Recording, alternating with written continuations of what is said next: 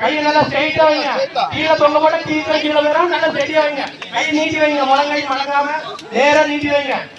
நேரா நேரா ரெண்டு கையும் சென்டர்ல முடிச்சு வைக்கணும். அப்படிதான் அருமையா இப்படி ஒண்ணு ஒண்ணு கைக்கு மடக்க கூடாது.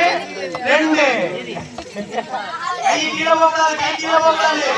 மேல ஸ்ட்ரைட்டா நிக்கணும். மூணு கையில போயிட்டே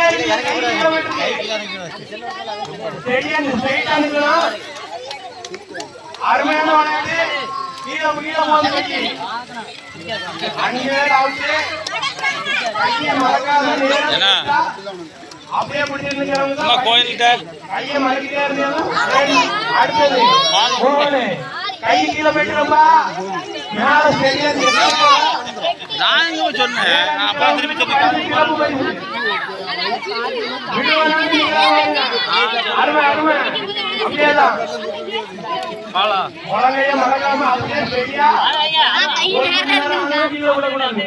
அடுத்தது கை கீழே போயிட்டு இடுப்புக்கு கீழே போயிட்டு அவுட் ஆயிடும்.